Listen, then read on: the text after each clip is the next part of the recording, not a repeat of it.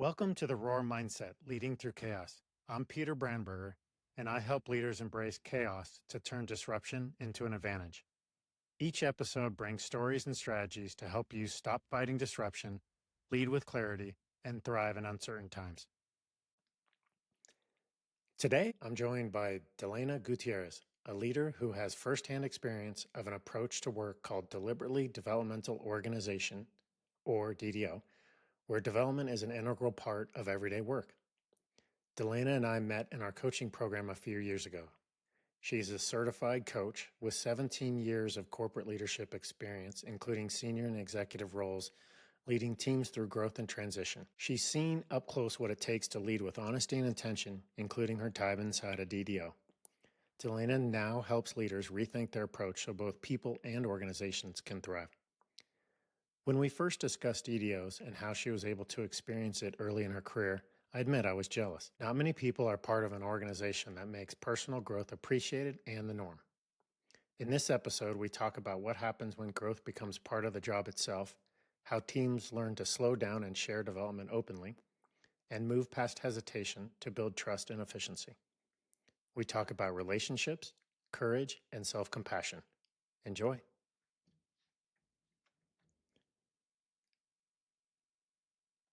Welcome, Delena. Thanks, Peter. It's really nice to be here, and it's great to see your face. Yeah.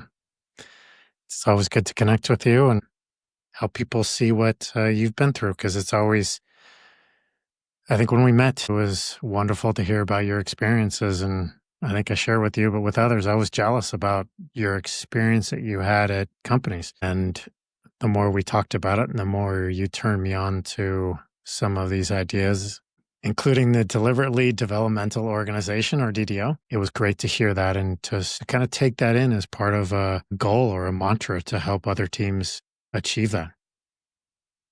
So maybe let's start off with, before we dive into the DDO, Sure.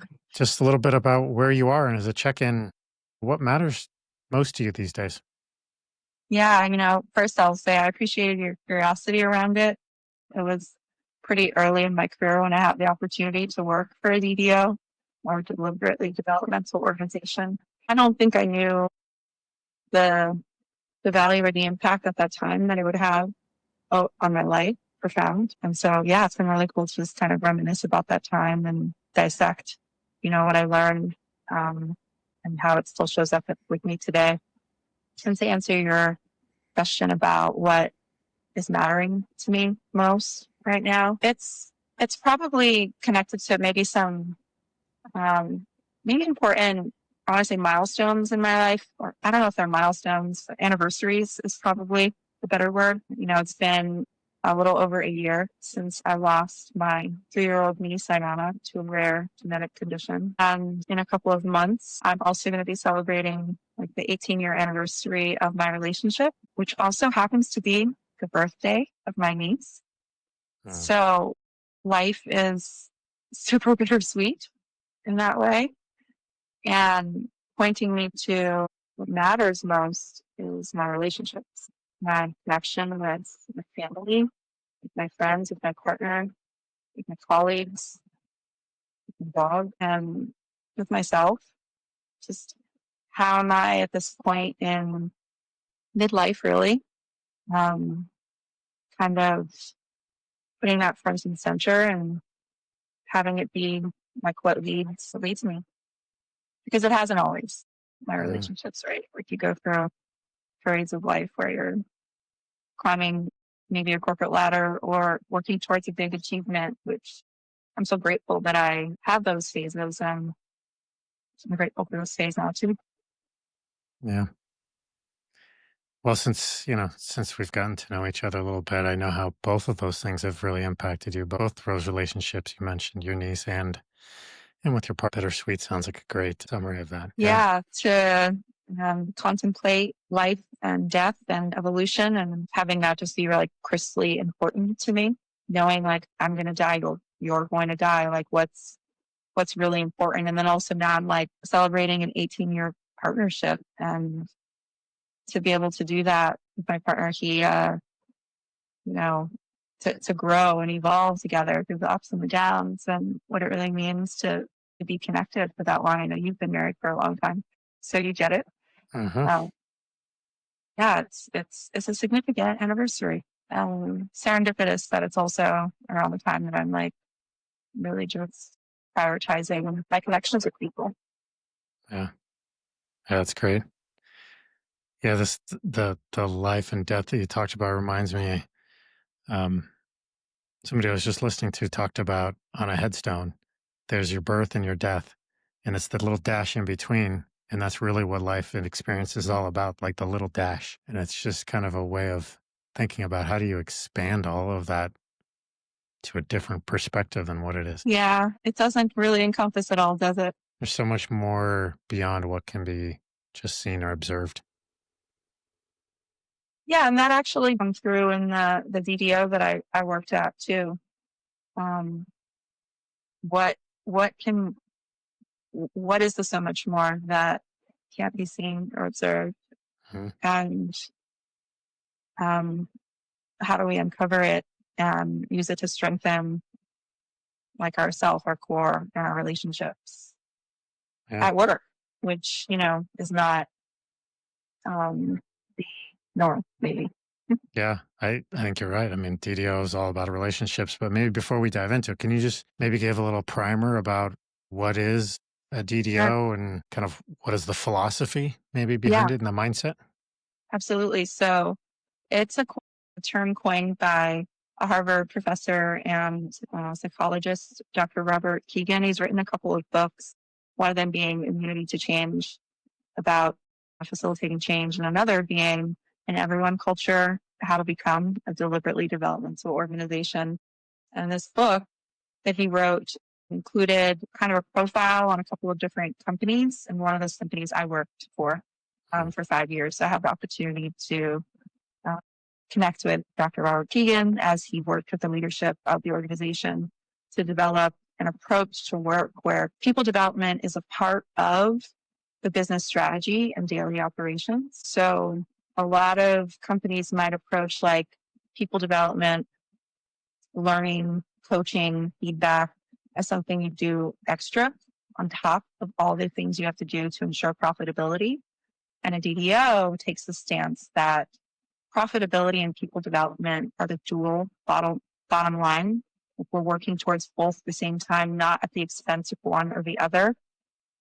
Sometimes when there's mergers, acquisitions, the team that might get caught the most is like the HR team, and they're the ones that are like the feedback, the people working on organization development, leadership training. And that's just not the case at a DDO. And it's not just the HR team who's responsible for it, people development. That's ingrained literally in the systems, in the operations. And it's a language that everyone speaks and understands. And it's an expectation too. Yeah. A question that comes up with me and maybe some of the listeners is how is this good for the bottom line? I mean, these are businesses. Like, who cares about personal growth? That should be something on the side or something people do in their spare time. Yeah, How would you respond to people that think like that? Because I don't, but people might. I've seen that a lot, and I've since worked at a lot of different organizations where there might be that sentiment, like I got shit to do, like who has time for this training, this coaching. Soft skills is another kind of annoying word that people use to describe Mhm. emotional intelligence, maybe, or relational intelligence. And all you have to do is think about any team that you've ever been on with an asshole. You're on a team with an asshole, but maybe they make a lot of money for the business. Mhm. Or maybe really good at deliverables, getting projects done, bringing it over the line in the wake of everyone around them. And you've got people who maybe avoid them and don't want to have meetings with them, don't want to take the call, these types of things. We've all been that, and maybe sometimes we've been a little bit of an asshole.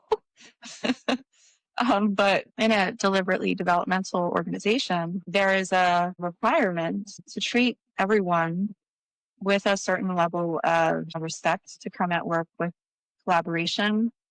The hierarchy is there and is important, but it doesn't trump, someone coming to a meeting and saying, hey, that last campaign we ran that the director of marketing was in charge of, actually didn't land that well for these reasons. This is what I would do differently as like a junior level person. What does that type of conversation look like in a workplace? And what is willingness to coach the asshole on the team, give them the feedback and make it a requirement that they sort through some of the things that they have to sort through to create more collaboration? Because on the surface, yes, it might look like that person is delivering client work or making a lot of money. But how many people are leaving as a result, turning over? How many people are delaying projects or not doing certain things just to avoid that person? Or the other thing that came to mind is compensating. Like other people have to compensate for that person's lack of their ability to be, a human, if you put it that way. But also, if their results are not as sustainably not as good because of this, then other people have to take up that slack. And people know it. Yeah. That's the other thing you're pointing to is like the conversation outside the meeting or like the water cooler talk. So there's like the meeting, everyone's having the meeting, having the conversation, and there's a whole other conversation that happens outside about who said what in the meeting and who was jockeying for what position and who was rude to who, right? So in a deliberately developmental organization, the leader is required to have enough attunement amongst the team to name that, to say, hey, I'm aware that there might be a conversation happening outside and that's not okay. So we're going to come straight at it and have this conversation here and then name what those issues are. Really uncomfortable. And a lot of times, sometimes I didn't even want to do it. Sometimes I had to wrestle myself into like being ready to have that conversation. So to kind of like circle back to your original question, like why does it matter? It's, well, we all have these circumstances that we're going to encounter at work, and it can create a little more ease in our day to day, but it can also create space for a leadership where you're making money, but not by running people over to do it. Yes, you can do that. That's a choice. You can run people over to make money. Absolutely. Do you want to work there? Do you want to work in a place where you can get run over? Yeah, it's like, is that even sustainable? Because people don't want to work with you next time, or they are leaving people all in this wake. Next time there's less collaboration, less innovation, like less of a lot of things. So the long-term game, I don't think you can successfully keep running people over. I think, yeah, short-term, like quarterly profit kind of mindset. Yes, you could go do that. But years and years of growth and retooling yourself seems like this is a way you need to work, is collaborating and having feedback and being close with one another, like a relationship to go back to that. Yeah. Being able to have the honest conversations, the difficult conversations. And so that takes like a skill cultivation. And then that's when people are like, oh, those are soft skills. Like who has time? And then we end up in this loop again, sort of, You've never had the opportunity to work in an environment where if you've had someone on your team who's not pulling their weight or who's running people over and it goes unaddressed, like what that feels like every day, you can feel bad, you can feel heavy. So when you have leaders who are willing to address that, what does that do? That increases trust, that increases collaboration. What kind of team can you have and what can they create that's actually maybe being blocked by this other individual or individuals, right? Or maybe even you're the asshole. Yeah. I mean, it also brings up that they're actually engaged instead of the, like quitting or the disengagement from something because it's just so difficult or so painful. They do the minimum amount of work to get by, as opposed to like invigorating and like from an energy perspective, they're energized by doing this work. And this is not just draining. Right. Yeah. We can all get draining work done. Like we can do it. But to your point, like for how long? But then, so bigger picture strategically from a business standpoint, like what's your retention look like? How much money are you spending hiring, training, integrating someone to a team? And then how long are they with you and when do they leave?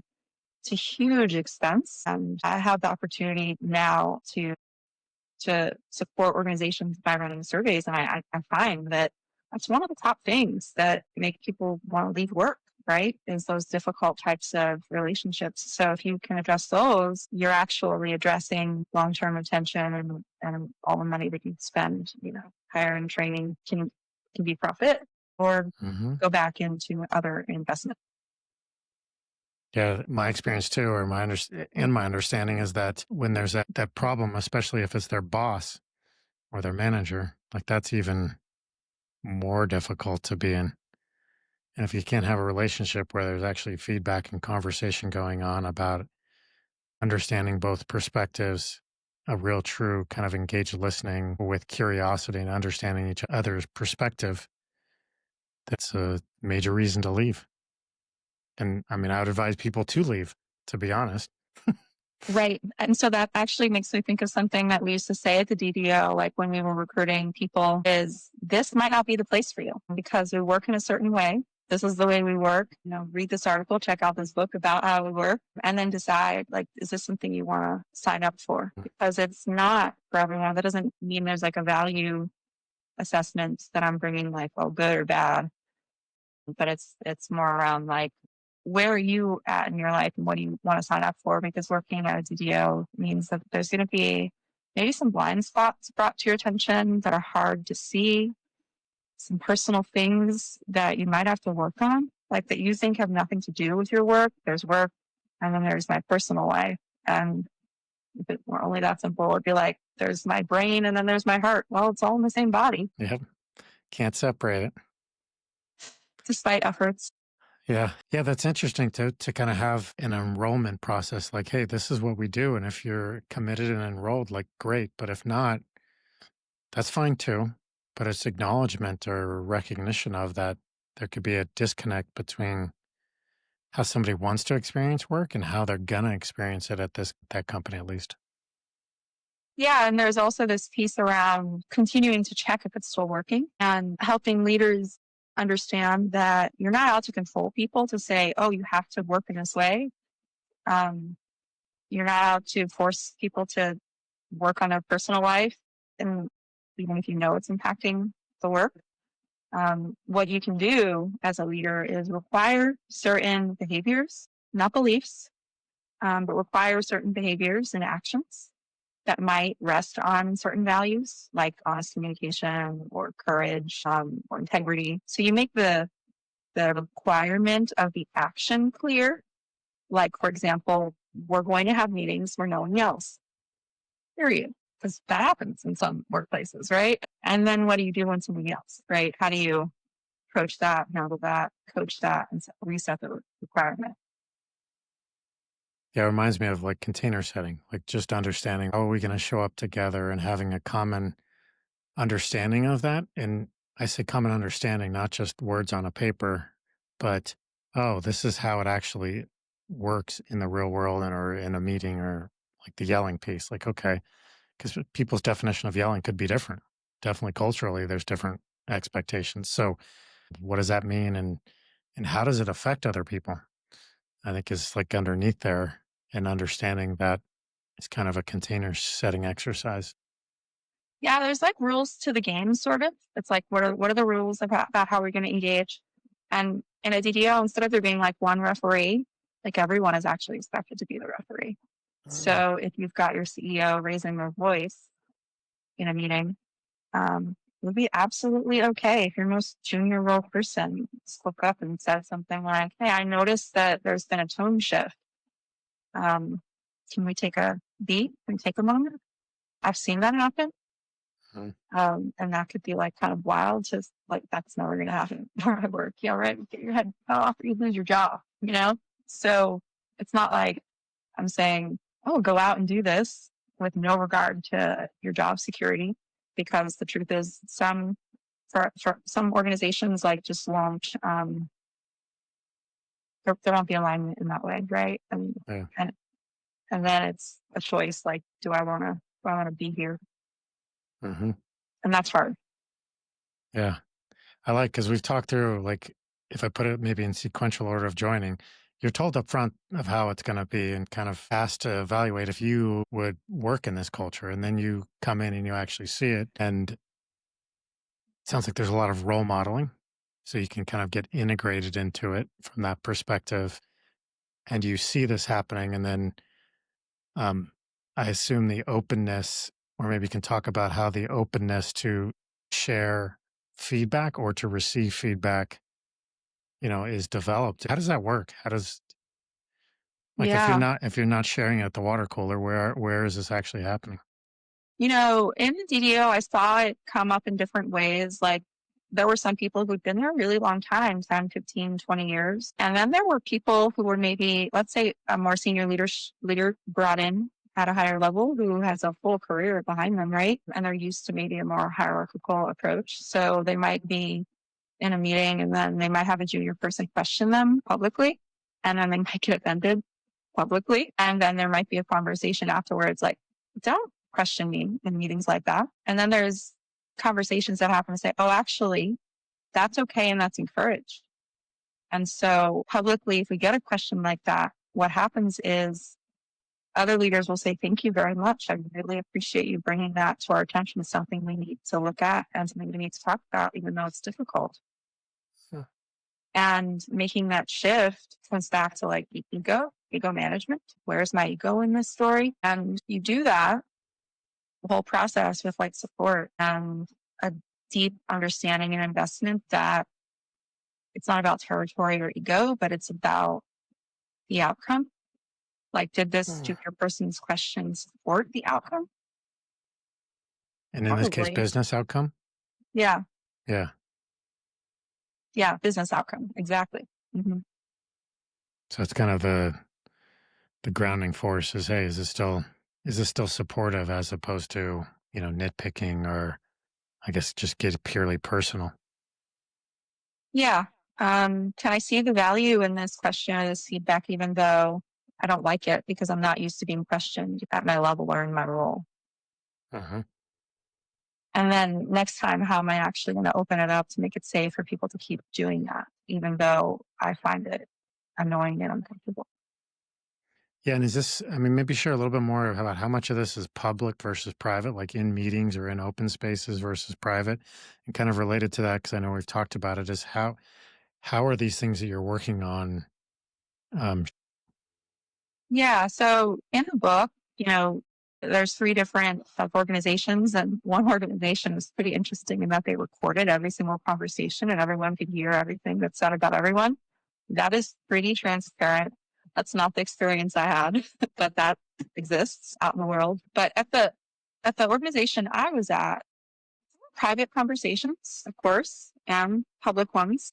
But there was intention around sometimes pulling the curtain back to reveal challenge or complexity amongst leaders. So there was this practice they had called a fishbowl, which is in the mhm. book. The very first time I witnessed this, I was like, oh my God, take out the popcorn. This is like a movie. This is crazy. Like, what is happening? This is happening like in public with all these people around. There was two teams that were struggling to work together, probably about maybe 4 or 5 people. So they asked them to come to the center of the room and put a circle, and they all sat. And then everyone, about 100 people, because we're at like a work conference, are there. And they've all been briefed like, these are the rules of the game, rules of the conversation. It's not a game, but for a metaphor, like, Mhm. we're going to use I statements. We're going to speak respectfully. We're going to moderate our tone. Um, we're going to make advocacy. Like, what that can look like is, have you ever been in a conversation? Like, let's say you share an idea, and I'm like, do you really think that's a good idea? I'm not really asking you, right? I'm Yeah, telling you, like, I don't think it's a good idea. yeah, a passive aggressive response. Yeah, get it. So another way is like, well, I don't agree with that approach. I'm going to advocate instead of inquire in this like passive way. Mhm. So these rules are set, and then they have the conversation. Normally, there's like a skilled facilitator supporting the conversation, and things come out: hurt feelings, blame, anger, disappointment. And by the end, the expectation is that there's like a plan going forward, that the team puts out any grievances they have, and they're able to talk through them and then work on a plan to move forward publicly and openly. It's done with Mhm. intention, and And yeah, so the first time I saw that, it got heated past times. They have to take a break. They have to reset. Sometimes the facilitator have to intervene and say, can you reframe that in an I statement? Right. So you're always sort of like practicing this way of communication. Mhm. And now here I am, like having witnessed this the first time I was probably, I don't know, 26 or something. A new manager. I had a new team. I probably had like 5 people reporting to me at the time. I'm like, wow, like they expected me to do that with my team. And the answer was yes. Right. So I had a really good example given to me. But it took time to arrange. Okay, we've got this business conference. We've got to get everybody there. We've got to find a team that's struggling. We've got to prepare them to have this open conversation, right? Like, yes, that took time, but now I can do that Mhm. anywhere, anytime, with any team. That's wonderful. What is needed to be able to have those conversations? Because we talked about, I think, one piece, which is the container and the rules. But what Yeah. else is needed to create the Yeah. culture or the ability to go do it? It's a good question. And another kind of example comes to mind. In the DDO, we have these quarterly business meetings that I mentioned. And the very first one I went to, there was the owner at the time. He had asked everyone to check in with how they were doing, to share about their life, how they were, not like their work project or, deadlines or how busy they were, right? So he asked this question and he shared openly that he didn't get good sleep, that his dog had been sick overnight and kept him up half the night, and he was kind of concerned about the full day ahead of him. He was hungry, had a little bit of a headache. Like he was just revealing on the surface. I mean, he looks like he's fine, ready to do this whole day, right? Spend all this money, get all these people together in this room and work on business stuff. And he's there talking about, you know, his worries, his concerns, his personal problems, right? Hmm. Hmm. And then he opened the room for other people to share, and it was silent, like pin drop silent. And this is my first meeting like this, and I'm like, God, why aren't people talking? This is weird. And I noticed my heart rate begin to like pick up. Like maybe I should just talk. Maybe I should just why is everyone so quiet? I'm starting to freak out a little bit.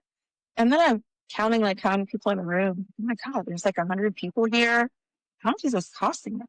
Like this is a very expensive silent moment. I kid you not, like 10 minutes of silence passed. No one prepared me for this. Like no one told me like, oh, there's some moments of silence. And finally, someone shared. And then more people shared. And they all acted like that was normal. Just to have this huge moment of silence and contemplation while I was sitting there freaking out about it. Yours is a different type of contemplation. One is spiraling outwards. It was very personally revealing and something I had Yes. to work on Yes. that I, eventually figured out because I'm having conversations with people like, wasn't that weird? They're like, what? That silence. They're like, silence? It reminds me of two fish in water, and one fish comes towards the other fish and was like, hey, how's the water? The other fish was like, what water? So there's just like, they had been in it for so long and Yeah. it was normalized. And so, more directly to answer your question, like what's required? Space, time, silence, contemplation, support for those things. Not every moment being filled with words, a little bit of room to breathe, maybe, which most executives I worked with, having been an executive myself, know like you don't always get that. Hmm. Yeah. You were talking about how this is like integrated or just really in the system. It's not on the side. It's like just part of the business. And I mean, those things you talked about, making space, having the time, having the support to do it, that all needs to be integrated in the system for it to work. It does. It needs to be named. It needs to be created. And I found that when I moved on to work at other organizations after the DDO, where they weren't maybe spending that much intention or thought around how to frame things or having yet established rules of engagement, I found ways to bring it in without even naming it, without people even knowing I would do it. So how I do it now is if I'm in a meeting that is moving really quickly, and I notice my heart rate like coming up, or in hybrid meetings, on Zoom or Teams or whatever, I'll notice my body like leaning forward.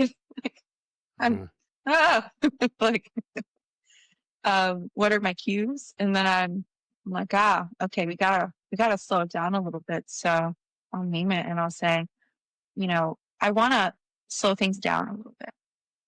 I want to take a beat for us to think about this. And I'm realizing everybody has a lot to do and feels really rushed. And I'm still going to ask that we just take the time right now to give ourselves a moment before we dive back in. So let's do that. And if I've got somebody who's ready to talk, okay, I'm ready. So I'm like, I'm not ready. Is it okay if I just take a moment? So then I'm making it less about the other person. I'm asking for myself to have a moment. And that can feel kind of hard or uncomfortable or weird, but it's one way that you can sort of incorporate it without being like, I can't convert them to be a DDO overnight. Yeah. I mean, it's back to your I statements, that rule that you were talking about, like just put it in I, and then because it's true. Like you were saying, you were having this reaction and it's like, hey, for me, I need this. You also know it's good for the team, but you can say, look, I need this. And yes. but we talked about one way of bringing some DDO-ness into non-DDOs, or if you're in a place where you can't change the entire organization, which is rare. What are some other things that people could bring in to bring a little bit of this into there? I guess also my assumption here is that it doesn't have to be an all or none, the way you're talking and the way we have talked in the past. So it's kind of acknowledging that this isn't a binary DDO or non-DDO. So that's why, how do you bring a little bit of this in there and create some momentum? Yeah, I think you're right. It's not like all or nothing. And this idea of an approach to work where people development is part of the business strategy, it sort of depends maybe like what your level of influence is at work, right? Like if you're more early in your career versus further along, if you're leading a team. But like let's say you're an entry level role and you're looking at, well, yeah, I want to be in a work environment where developing people is a value if that's important, right? Start, I think, with your boss to say exactly that. Like name your value. Let your boss know what your values are, what's important to you. So there might be like a value exercise that you do for yourself to say, okay, maybe the organization has certain values and what resonates or doesn't resonate. Where am I in my life? So that can I name what's important to me? So kind of going through that process. So for me, one of my values is courage. And how I bring that into my work is a willingness to try new things. And even in my life, I'm just like a very adventurous person. I took a year and a half sabbatical and traveled around the world. Last year, really cool. I walked 100 miles on the Camino de Santiago. And before I did all those things, I didn't think I could do them. And I was pretty afraid and I had a lot of doubt. But, because I know courage is important to me. I've figured out ways to work with my own challenges around that and to bring it forward. So for that junior level role, it might look like growth is really important to me right now in my career. So I want to know that I'm given opportunities to grow, and I'd like to ask proactively for your feedback. And then it might be like, list the things that are really painful at work right now, really hard, really difficult. And then think through like who and how can I get help around them? That's ultimately what a DDO is asking you to do. Think about your own self-development and face difficult problems, right? If you're on a bigger team managing a group, you can take a different approach. Yeah. To kind of clarify what I believe you mean, support could just be with a person having a conversation. It could be actually getting some training or something more skills based or competency based.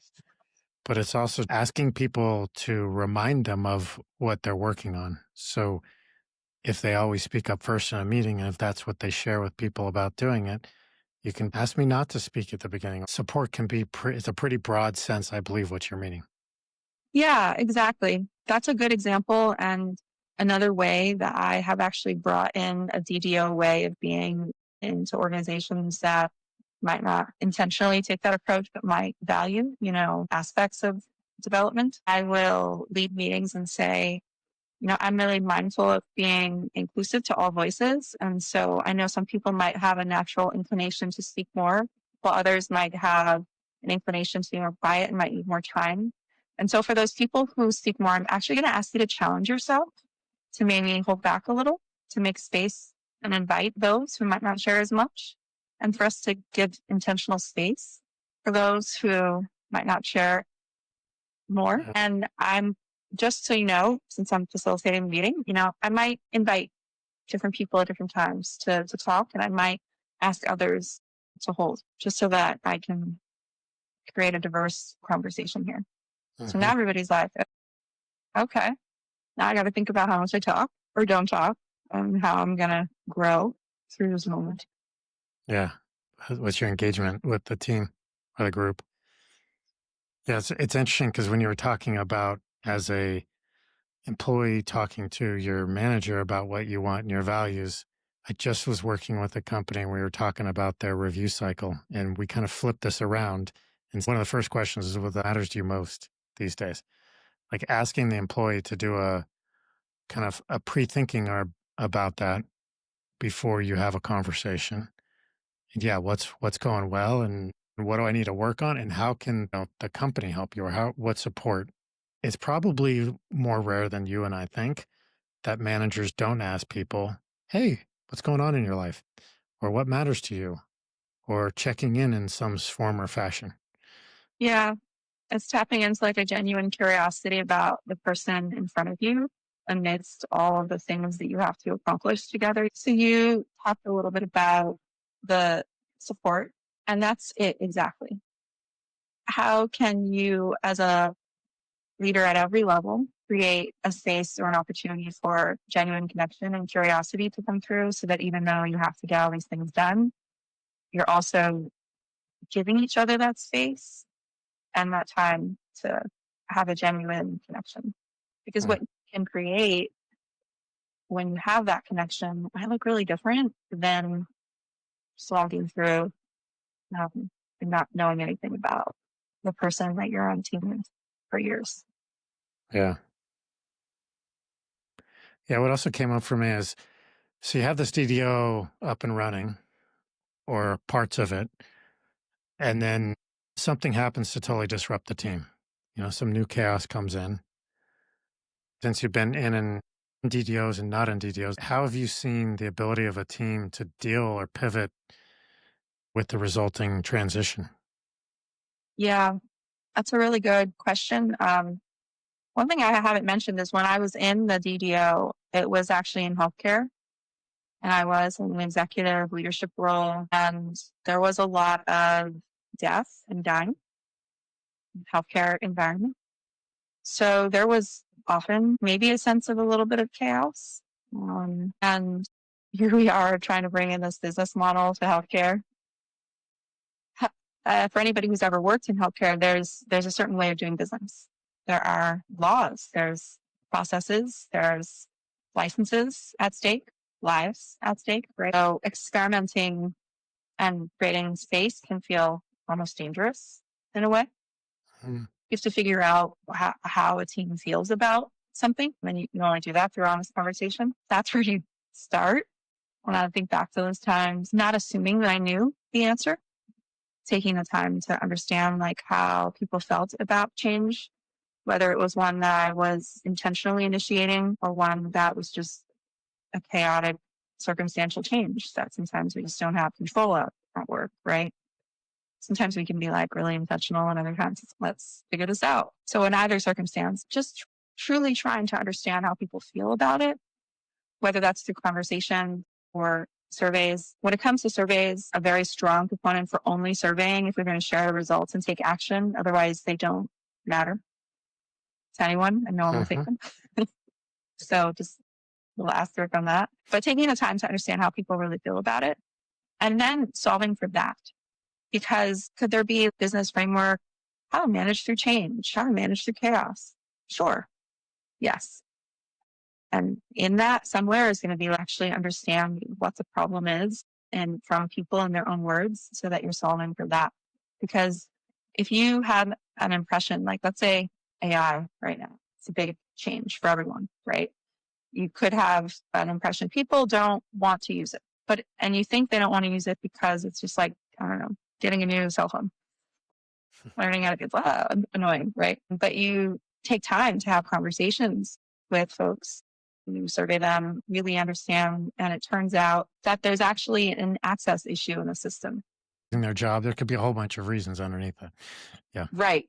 Many. And so what are you trying to solve for that you think you already have figured out in the chaos? And so I think we're leaders, and sometimes even I have gotten tripped up, is not taking that time and that space to understand and do. Yeah. I like it if I kind of play it back. So like this disruption or change comes and it kind of upends some things.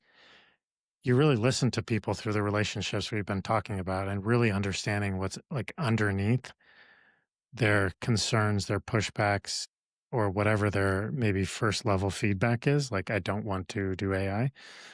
And really focusing on what new systems or what new practices can be put in place or ground rules. And how does that work with respect to solving the new way as opposed to what maybe was our old way? Yeah. And maybe what I would add to that is there is a dispelling of the myth that the leadership is a white knight coming to save me in a DDO.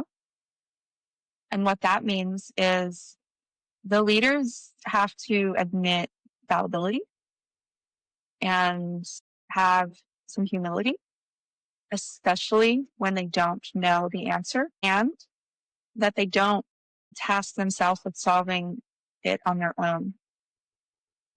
That they bring the challenge back to the team to solve together, which sometimes can be very frustrating for members on a team because they're like, this isn't my job. It's your job.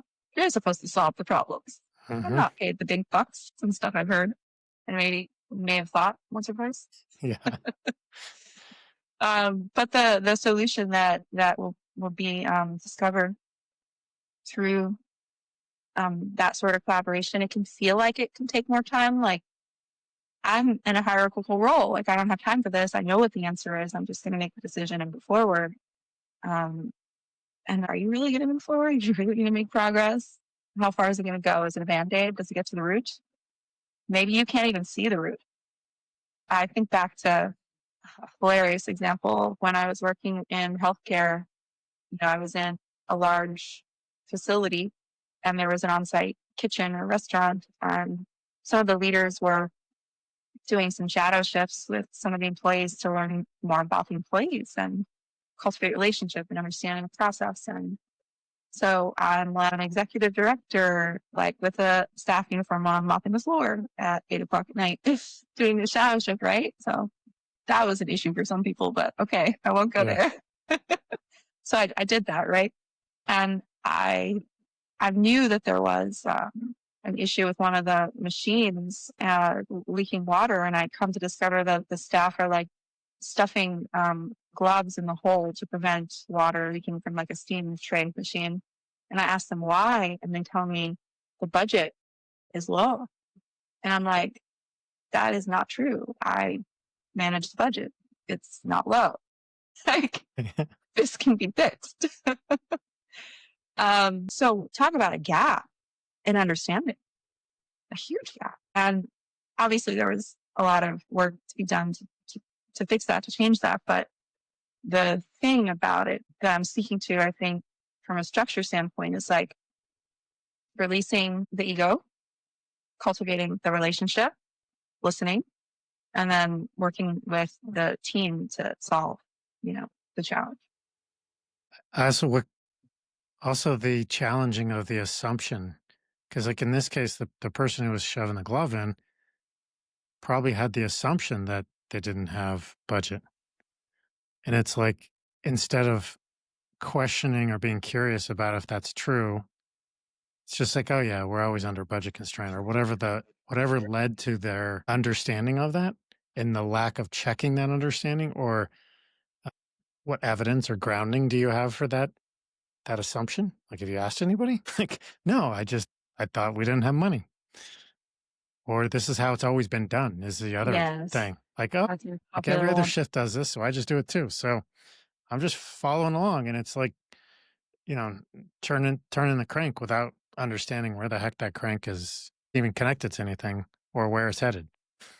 Yeah, Yeah. All right. Uh, okay. Before we wrap up, I'm going to ask you a couple of questions sure. about your leadership. I guess the first one is like, where are you headed next with leadership, and how is DDO a part of that? Well, you know how earlier we were talking about like you can't separate your head from your heart. So when I think of leadership, I think of just like Delena, me, like not this one skill set that I have at work, but like where am I headed next? And I think the older I get, the less I know. So I think I'm really grounded in my values and what's important to me, and trying to be present to every day and how I live into those values. And then especially when I don't, like, how do I Mm, show up for myself? How do I have some self compassion, and ease, which is a good question I contemplate, because there is not always those two things. When I think of leadership, I've been gifted this one vessel from who knows where. I don't know how I got here. I don't know how we got here. And I am responsible for leading this vessel, this soul, this heart, this mind through the end of its days. And how do I do that in a way that puts my relationships and the people I care about in the front? And how do I forgive myself, uh, and have compassion for myself when I can't or don't? mm. Mistakes and screw up Yeah. and say dumb things. Yeah. Compassion it's an important part. And then agency. I mean, what I heard also in there is agency to manage your vessel, or to lead your vessel, to use that term. Yeah, and you asked about the DDO part of it too, and I think back when I was at the DDO, I had the opportunity to go through the immunity to change process with Dr. Robert Keegan and Lisa Leahy, and they help you work with your team to identify what might be holding your leadership back. And through experiments and interviews, I learned, for me, it was actually the lack of self compassion that was holding me back, like just being really hard on myself. And that came out into me being hard on my team and hard on the people I work with. Mm, The level of expectation that I had of them and myself was just never enough. And so I wish I could say that I got it all figured out, but I don't. And it's a continual practice there. This one thing that, wow, I learned it while I was at work, through work, and now it has influenced me and the person I am and the leader I am and how I show up in my life and in work, and then how I like play that forward with the teams I work with, the people I manage, the people I support at work. yeah. And you have traveled on that journey. It's maybe not over, but I mean, one thing I'll reflect back to you is you've co-led at least one inner critic program that I know of. And so you take all that and now you're teaching, and to be able to teach somebody, you've experienced it and you've been able to turn towards the inner critic in this case.